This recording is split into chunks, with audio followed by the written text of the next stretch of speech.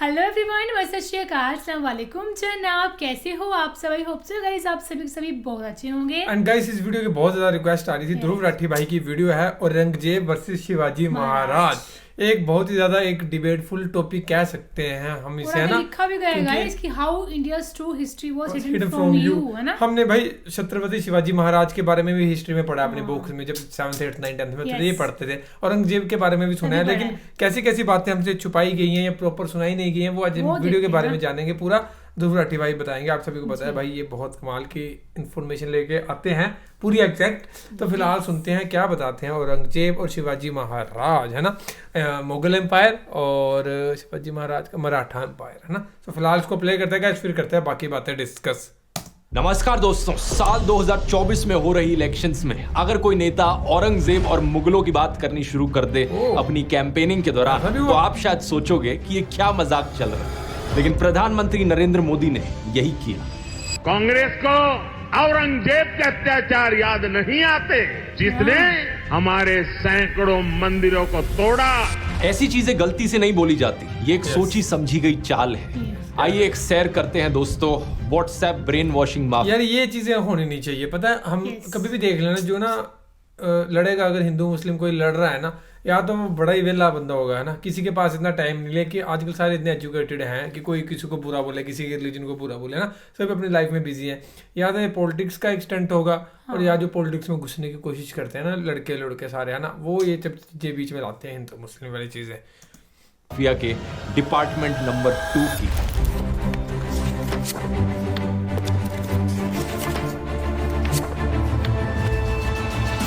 YouTuber Ranveer Allahbadia अपने podcast पर एक गेस्ट का इंटरव्यू कर रहे थे और एक सवाल उन्होंने अपने गेस्ट से पूछा कि किन 3 इंडियंस को देश छोड़कर चले जाना चाहिए और कभी वापस नहीं आना चाहिए। 3 Indians that should leave India and never return are। अब पहली बात तो इस सवाल ही अपने आप में बहुत भद्दे किस्म का सवाल है, लेकिन वहां बैठे गेस्ट ने इस सवाल को लेकर कोई ऑब्जेक्शन नहीं किया।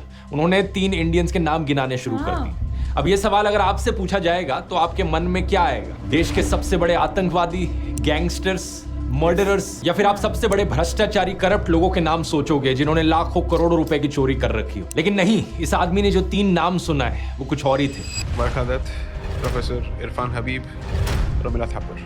बरखादत एक जर्नलिस्ट है जिनका नाम आपने सुना होगा, लेकिन बाकी जो 2 नाम हैं, इरफान हबीब और रोमिला थापर, ये एक्चुअली में हिस्टोरियंस हैं। आखिर इतनी एक्सट्रीम नफरत किसी के दिल में हिस्टोरियंस को लेकर आखिर क्यों होगी? इसके पीछे जवाब है दोस्तों इस ब्रेन वॉशिंग माफिया का दूसरा डिपार्टमेंट। क्योंकि रोमिला थापर कहती हैं कि हम हिंदू लोग गुलाम नहीं थे। सही सुना आपने, इसी कारण से गुस्सा है ये लोग रोमिला थापर से, क्योंकि वो कहती हैं कि हमारे जो पूर्वज थे, हमारे पूर्वज हिंदू लोग किसी के गुलाम नहीं थे, वो आजाद लोग थे। ये बड़ी दिलचस्प बात है, क्योंकि आमतौर पर हमारे समाज में लोग एक दूसरे को गाली देते हैं ऐसी चीजें कहकर कि तुझे तो मैं अपने घर पे नौकर भी ना रखूं, तेरी औकात क्या है, तू तो गुलाम है। और लोग ऑफेंडेड फील करते हैं जब उन्हें गुलाम या नौकर बुलाया जाए तो। लेकिन यहाँ पर केस इसका बिल्कुल उल्टा है। रोमिला थापर कहती हैं कि आप गुलाम नहीं थे, आप नौकर नहीं थे, लेकिन ये भाजपाई हिंदू, उनसे गुस्सा है इस चीज को लेकर कि कैसे कह दिया कि हम आजाद थे, ऐसे कैसे हमसे गुलामी का लेबल आपने छीन लिया। रोमिला थापर भारत छोड़ो।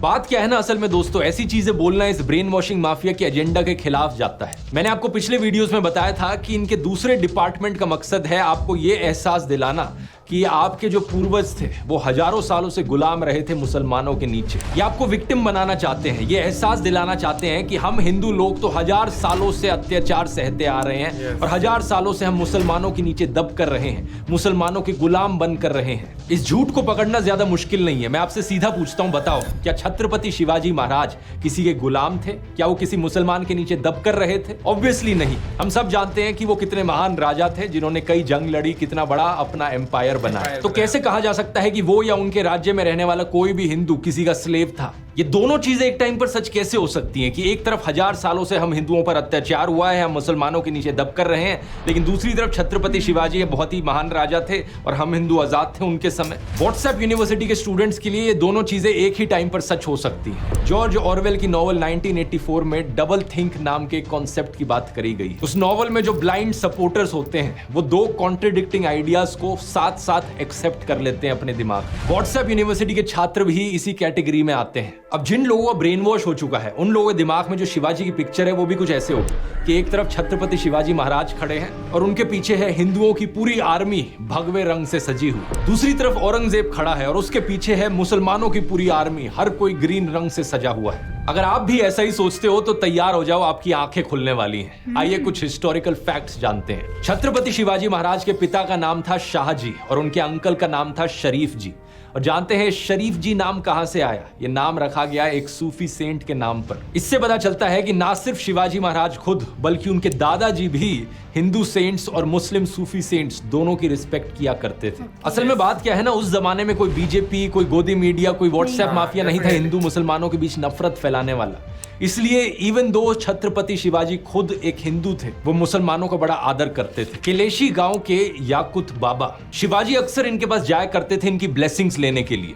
खुद से वो हमेशा रिलीजियस फ्रीडम के फेवर में रहे थे। 2 नवंबर साल 1669 में लिखी गई ये एक चिट्ठी है। पंडित रघुनाथ राव शिवाजी के द्वारा दिए गए एक आदेश को कोट कर रहे हैं। श्रीमंत महाराज कहते हैं कि हर किसी को अधिकार हो अपना धर्म फॉलो करने का और कोई भी किसी और को डिस्टर्ब नहीं कर सकता। नोट किया जाता है कि प्लेसेस ऑफ वर्शिप हर जगह हो, प्रॉपर अरेंजमेंट किया जाए ताकि लोग अपनी प्रार्थना, पूजा या नमाज पढ़ पाए। ये पीर्स और मस्जिदों की भी अरेंजमेंट्स को देखते हैं। हिस्टोरियन खाफी खान नोट करते हैं कि शिवाजी के समय एक बड़ा स्ट्रिक्ट रूल हुआ करता था कि जहां भी उनके सोल्जर्स जाएं वो किसी भी मस्जिद को, कुरान को या औरतों को चोट नहीं पहुंचा सकते। एक समय उनकी आर्मी ने एक मुस्लिम गवर्नर की डॉटर इन लॉ को कैप्चर कर लिया था और शिवाजी के सामने एक तोहफे के तौर पर उस लड़की को प्रेजेंट किया गया। जानते हैं शिवाजी ने क्या किया?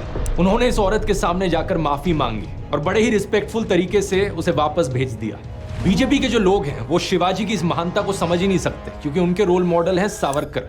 और सावरकर पता है क्या चाहते थे? कि औरतों को मोलेस्ट करना, औरतों के खिलाफ अत्याचार को एक हथियार की तरह इस्तेमाल किया जाए किसी भी वॉर में।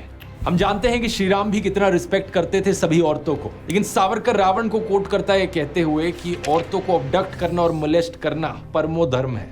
इसके बाद सावरकर ने एक्चुअली में शिवाजी के खिलाफ भी लिखा। ये कहा कि उन्होंने एक मुस्लिम औरत को वापस कैसे भेज दिया रिस्पेक्टफुली। इसलिए कोई हैरानी की बात नहीं कि सावरकर के फॉलोअर्स आज के दिन मोलेस्टर्स को मिठाइयां देते हैं। जो औरतों के ऊपर अत्याचार करता है उन्हें पार्टी की टिकटें दी जाती हैं और उनके ऊपर मालाएं चढ़ाई जाती हैं। साल 1648 करीब 500 से 700 पठान्स जो बीजापुर आर्मी के थे वो शिवाजी को ज्वाइन करने आए। शिवाजी के मिलिट्री एडवाइजर गोमाजी नायक पानसंबल ने उन्हें कहा कि ये लोग आपकी रेपुटेशन देखकर आए हैं, इन्हें वापस मोड़ देना सही नहीं होगा।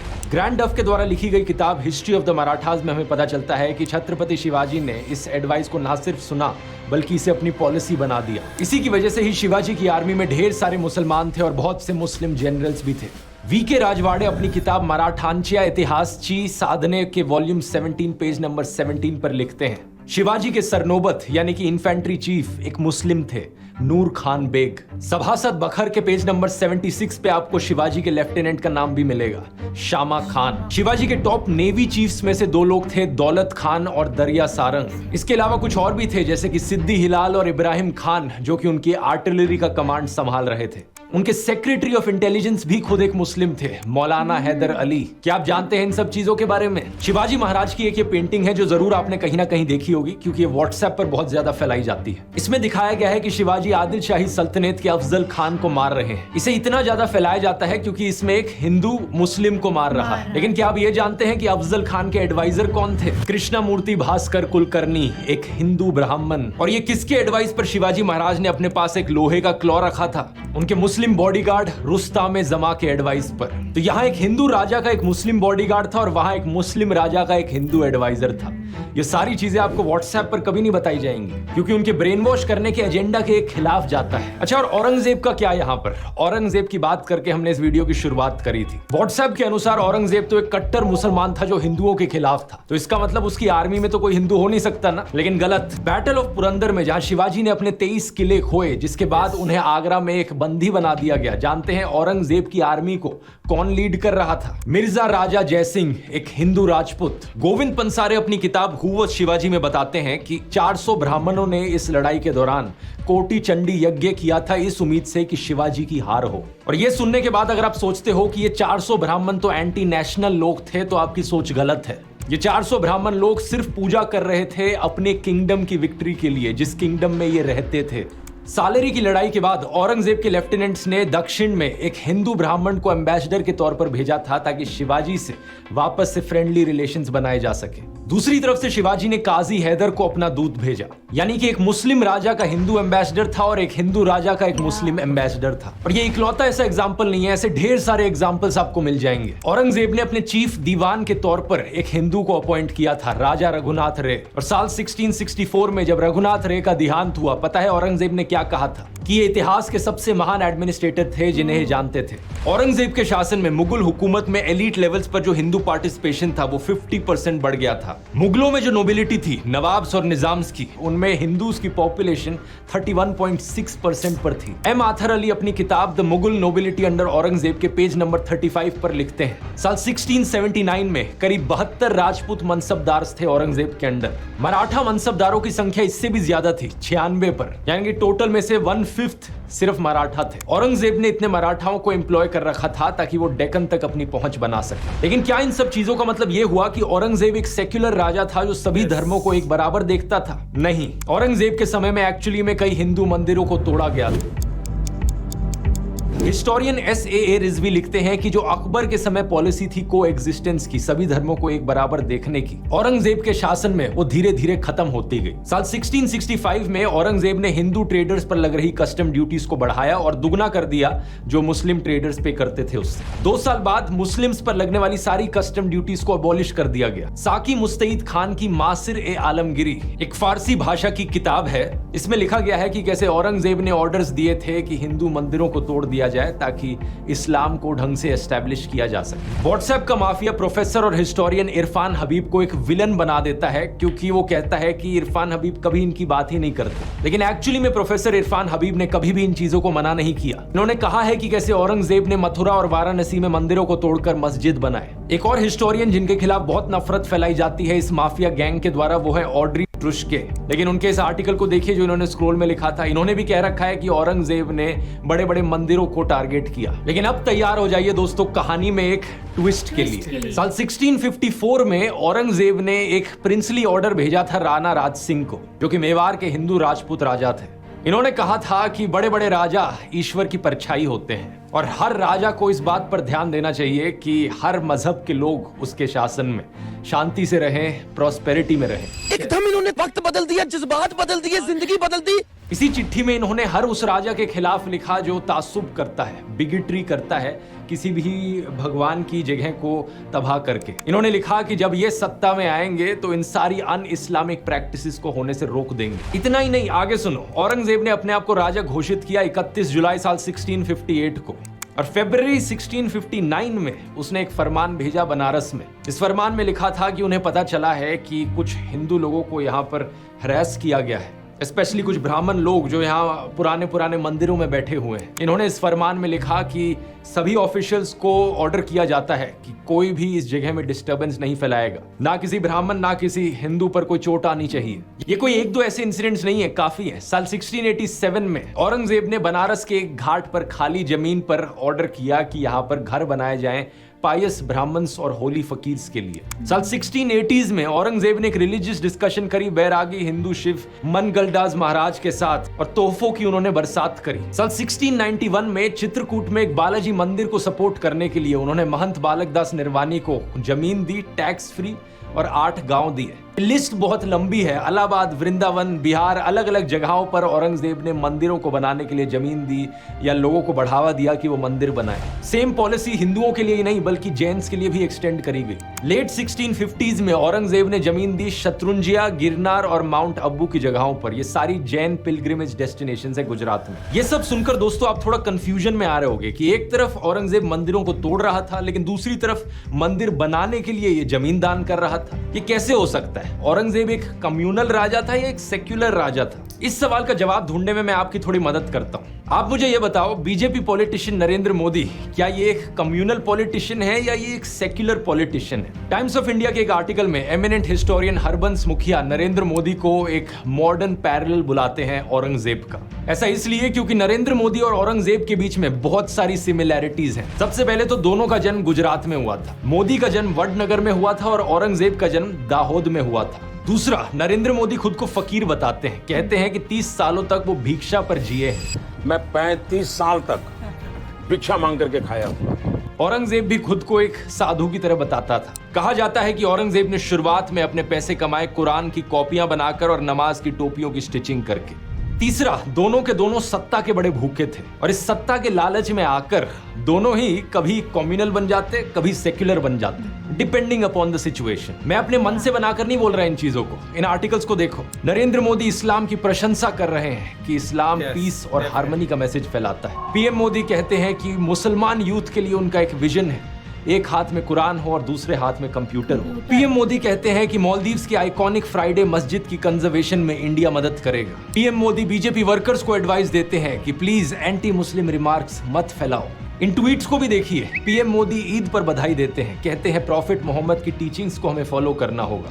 मुहर्रम की ओकेजन पर लोगों को हजरत इमाम हुसैन के सैक्रिफाइस का याद दिलाते हैं। ये तो हो गए हमारे सेक्युलर मोदी। अब दूसरी तरफ कम्युनल मोदी को देखिए। सीए एनआरसी प्रोटेस्ट के दौरान पीएम मोदी कहते हैं कि ये आग लगाने वाले कौन हैं, इनके कपड़े देखकर इन्हें पहचाना जा सकता है। ये आग लगाने वाले कौन है वो उनके कपड़ों से ही पता चल जाता है। इनकी लीडरशिप के अंडर एक से बढ़कर एक बीजेपी पॉलिटिशियंस ने नफरतखोर भाषण दिए हैं, लिंचिंग्स हुई हैं, बिल्किस बानो केस के कॉन्विक्ट्स को यहाँ पर मालाएं चढ़ाई गई हैं, उन्हें मिठाइयां दी गई हैं, उन्हें संस्कारी ब्राह्मण बुलाया गया है। व्हाट्सएप यूनिवर्सिटी पर डेली आपको कोई ना कोई मैसेज आता है जो मुसलमानों के खिलाफ नफरत फैलाता है। रिसेंटली भी पीएम मोदी ने अपने भाषणों में मुस्लिम्स के खिलाफ डॉग विस्लिंग करी। इन्होंने ऑपोजिशन पर आरोप डाला कि उनका मुगल माइंडसेट है। सावन के महीने में मटन बनाने का मौज ले रहे हैं, वीडियो दिखाकर वो मुगल के लोगों के जमाने की जो मानसिकता है ना, उसके द्वारा वो देश के लोगों को चिढ़ाना चाहते हैं। ट्विटर पर एक से बढ़कर एक अकाउंट जो मुसलमानों के खिलाफ नफरत फैलाता है, पीएम मोदी उन्हें फॉलो करते हैं। तो ये हो गए हमारे कॉम्युनल मोदी। व्हाट्सएप पर आपके फोन पर मैसेजेस आते हैं जो कहते हैं कि देखो हिंदुओं पर कितना अत्याचार किया है मुगलों ने सदियों से, और इसके बाद भी अगर कोई हिंदू सेक्युलर रहे तो वो कायर हिंदू होगा। ऐसी ही चीजें लिखकर भेजते हैं व्हाट्सएप में। मैं यहाँ पर इन व्हाट्सएप माफिया वाले लोगों से पूछना चाहता हूँ, क्या तुम लोग अपने आप को शिवाजी महाराज से ज्यादा बहादुर समझते हो? क्योंकि फर्क जानते हो पता है क्या है दोस्तों? छत्रपति शिवाजी महाराज भी औरंगजेब के समय पर ही जीते थे, लेकिन फर्क जानते हो क्या है? शिवाजी महाराज एक सेक्युलर हिंदू थे, वो मुसलमानों से नफरत नहीं करते थे। किसी भी इतिहास की किताब में इसका एक सबूत तक आपको नहीं मिलेगा जहां शिवाजी ने किसी भी मुस्लिम के खिलाफ डिस्क्रिमिनेशन करी हो। औरंगजेब ने नॉन मुस्लिम्स के ऊपर जिजिया टैक्स लगाया था। इसको लेकर शिवाजी ने पता चिट्ठी में क्या लिखा था? उन्होंने कहा था कुरान की किताब ईश्वर का शब्द है। इसमें लिखा गया है कि जो ईश्वर है वो पूरे ब्रह्मांड का ईश्वर है, सिर्फ मुसलमानों का नहीं। हिंदू और मुसलमान दोनों उसके सामने एक बराबर है। तो किसी भी एक धर्म के खिलाफ नफरत फैलाना उस ईश्वर के खिलाफ जाता है। शिवाजी महाराज ने अपनी चिट्ठी में यह भी लिखा था कि औरंगजेब के शासन में दोनों हिंदू और मुसलमान सोल्जर्स नाखुश हैं। अनाज का दाम बहुत बढ़ गया है, इसलिए जिजिया टैक्स लगाना ब्राह्मण, बैरागी और जैन साधुओं पर सही नहीं है। शिवाजी ने अपनी चिट्ठी में यह भी लिखा था कि गरीबों पर ऐसा टैक्स लगाना मुगलों के ट्रेडिशन के खिलाफ जाता है। ना तो अकबर, ना जहांगीर और ना ही शाहजहां ने कोई ऐसा जिजिया टैक्स लगाया था। शिवाजी यहाँ पर अकबर की तारीफ करते हैं। ये कहते हैं कि उनका राज 52 साल तक रहा, लेकिन उन्होंने सबको एक बराबर देखा। यही कारण है कि लोग उन्हें जगत गुरु मानते हैं।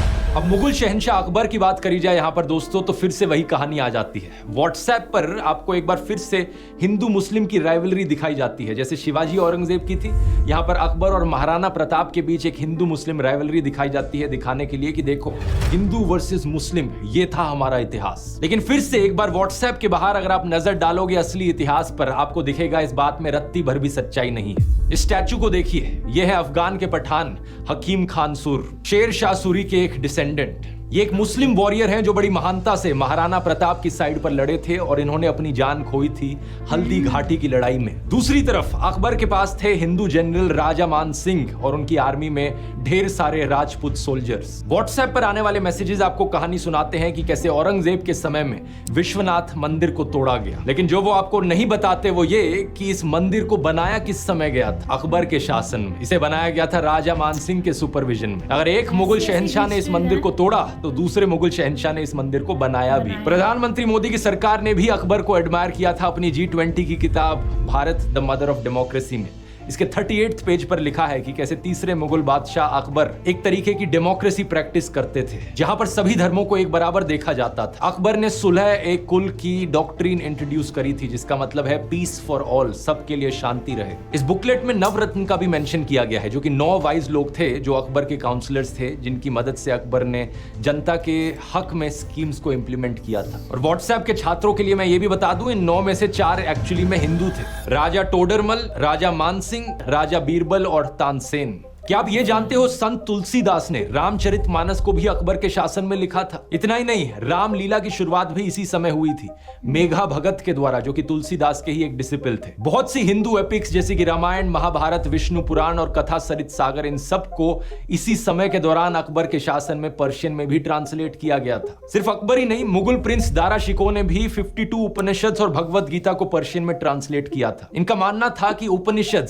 किताब अल मकनून है, ये वो हिडन लॉस्ट बुक जिसका कुरान में मेंशन किया गया है कि ये ह्यूमैनिटी की पहली मोनोथीस्टिक टेक्स्ट थी। इन्होंने उपनिषद की इंपॉर्टेंस प्रोक्लेम करी सारे मुसलमानों के लिए और पूरी दुनिया के लिए। हिस्टोरियन के मोहम्मद कहते हैं कि जो ये पर्शियन ट्रांसलेशन थी उपनिषद की, इसी की मदद से बाद में जाकर इन्हें फ्रेंच और लैटिन भाषाओं में भी ट्रांसलेट किया गया। इसके बाद ये पहुंची American philosopher Ralph Waldo Emerson के पास, और इसी की वजह से ही दुनिया भर में एक नई मूव जहां इंडियन रिलीजियस और कल्चरल टेक्स्ट को पढ़ाया जाने लगा। ये सब हुआ एक मुगल प्रिंस दारा शिकोह की वजह से। ये सब आपको व्हाट्सएप में नहीं बताया जाएगा, क्योंकि व्हाट्सएप पर जो आएगा वो सिर्फ हिंदू मुस्लिम के एंगल से आएगा, ताकि आपके दिल के अंदर मुसलमानों के खिलाफ नफरत जगाई जाए, हिंदू मुसलमान के बीच में दरारें पैदा करी जाए। ऐसा नहीं किया तो इनका ब्रेन वॉश वाला एजेंडा फेल हो जाएगा। फिर ये बाद में कैसे दिखाएंगे कि हिंदुओं को मुसलमान से खतरा है और मोदी को वोट करो।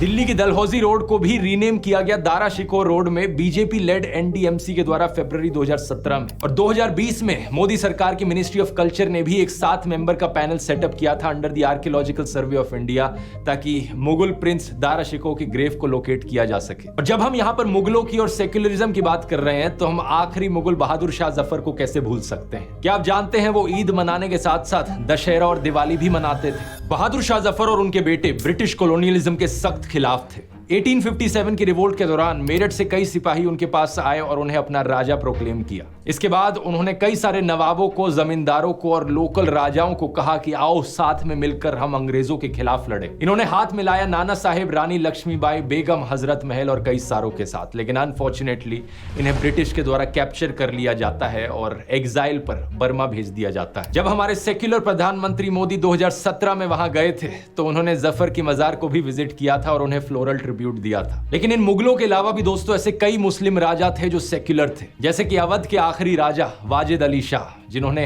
आदाब को इंट्रोड्यूस किया लखनऊ में एक सेक्युलर सैल्यूटेशन के तौर पर। कश्मीर के ज़ाइनुल अबिदीन, जिन्होंने जिजिया टैक्स को अबॉलिश किया और हिंदू सेंटिमेंट्स को रिस्पेक्ट करने के लिए इन्होंने गौ हत्या पर भी बैन लगा दिया। इन्होंने संस्कृत लैंग्वेज और लिटरेचर में पेट्रनेज भी एक्सटेंड किया। अब राजाओं का ये इतिहास इकलौता सबूत नहीं है दोस्तों, इसके अलावा भी हमारे पास ढेर सारा सबूत है जो ये साबित करता हो कि आम हिंदू और आम मुसलमान इतिहास में एक दूसरे के साथ खुशी खुशी रहते थे। व्हाट्सएप पर जो आपको बताया जाता है कि हिंदू मुस्लिम के बीच में दुश्मनी चलती थी पिछले हजारों सालों से, या हिंदू मुसलमानों के नीचे दबकर रहते थे, ये सब झूठ है। जो कॉर्डियल रिलेशंस हमें हिंदूज और मुस्लिम्स के बीच में देखने को मिलते थे, उन्हें गंगा जमुनी तहजीब कहा जाता है। लोग हिंदू और मुस्लिम संतों को साथ में रिस्पेक्ट करते थे, साथ में एक दूसरे के त्योहार मनाते थे, पेंटिंग्स और म्यूजिक जैसे आर्ट फॉर्म्स फ्लरिश करते थे। इस टॉपिक पर इतना कुछ है कहने को कि इसकी बात करने के लिए एक पूरा सेपरेट वीडियो बना सकता हूं मैं।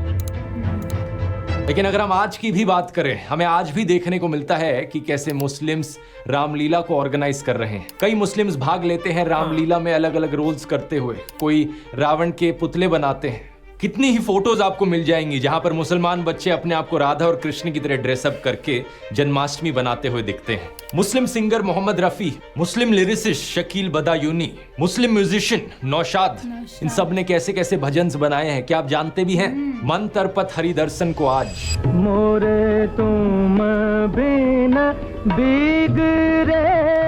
आज हमें यह भी देखने को मिलता है कि हिंदूज इफ्तार पार्टीज ऑर्गेनाइज कर रहे हैं मुस्लिम्स के लिए। ये जरूर है कि कम्युनल दंगे हमें टाइम टू टाइम देखने को मिले हैं। नफरतखोर लोग टाइम टू टाइम निकल कर आए हैं जो हिंदू मुसलमान को बांटना चाहते हैं, हमारे देश में एक दरार बनाना चाहते हैं। लेकिन पिछले 1000 सालों में जो भी कुछ हुआ हमारे देश में, हम हिंदुओं ने और मुसलमानों ने साथ में मिलकर उसे सहा है। वो कहते हैं हिस्ट्री ऑफन रिपीट्स इटसेल्फ। हमारे सामने आज फिर एक सत्ता का भूखा नेता खड़ा है जो हमें बांटना चाहता है, डिवाइड एंड रूल का खेल खेलना चाहता है। ये करने के लिए व्हाट्सएप और गोदी मीडिया पर जबरदस्त प्रोपेगेंडा फैलाया जाता है ताकि हमारे दिलों के अंदर नफरत बोई जा सके। कंगना रनौत जैसे लोग हैं जो हमारे फ्रीडम फाइटर्स को डिसरिस्पेक्ट करते हैं, ये कहकर आजादी अगर भीख में मिले तो क्या वो आजादी हो सकती है? आप खुद बताइए। हमें असली आजादी तो सिर्फ 2014 के बाद मिली है। ये बार बार वही रेफरेंस है इस व्हाट्सएप माफिया के प्रोपेगेंडा का जो कहता है कि हिंदू तो हमेशा से गुलाम रहे थे। पॉलिटिकली, सोशली, कल्चरली हजारों सालों से हम बस जूते के नीचे दब कर रहे थे और असली कॉन्फिडेंस तो हमें अभी मिला है। मैं इनसे पूछना चाहता हूं, विजयनगर एम्पायर के राजा कृष्णदेव राय, महाराणा प्रताप, छत्रपति शिवाजी महाराज, क्या ये सब भी कॉन्फिडेंस लैक करते थे? तुलसीदास, मीराबाई, स्वामी विवेकानंद जैसे हिंदू सेंट्स, क्या ये सब भी कॉन्फिडेंस लैक करते थे? साल 1893 की शिकागो की स्पीच में स्वामी विवेकानंद ने कहा था, मुझे गर्व है मैं एक ऐसे धर्म से आता हूं जिसने दुनिया को टॉलरेंस और यूनिवर्सल एक्सेप्टेंस सिखाई है।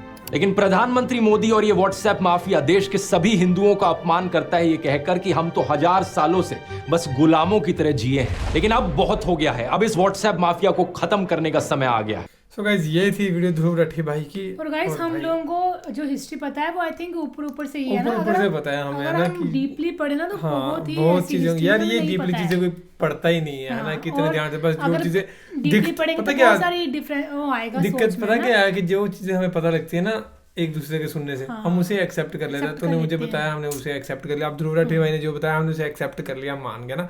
लेकिन कोई भी अपनी खुद की रिसर्च नहीं करता भाई कि कैसे होगा क्या होगा। इन्होंने चलो फैक्ट के बेसिस पे बताई हर एक चीज़, हमारे सामने पूरे आर्टिकल निकाल के हर एक चीज़ पूरी प्रॉपर सही तरीके से बताइए कि हमें सही लग रहा है ना उस तरीके से।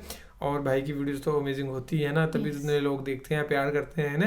पूरी इन्फॉर्मेटिव वीडियो रहती है। एक तो इनकी होगी, एक दो कोहिस्तानी भाई हो गए, वो भी अपनी हिस्ट्री की बातें बताते हैं। तो पूरी पर वो ऐसी बातें नहीं बताते कि लड़ने लुड़ने वाली या कुछ भी ऐसी चीज़ है ना। वो बस ये बताते हैं खिलाफत कैसे हुई, कैसे एम्पायर बनाया, कैसे क्या चीज़ें करी, अपनी हिस्ट्री बताते हैं वो उस तरीके से ना। तो बाकी ये थी वीडियो, कैसी लगी जरूर कमेंट करके बताना guys. Thank you so much for watching the video. मिलते हैं नेक्स्ट वीडियो में।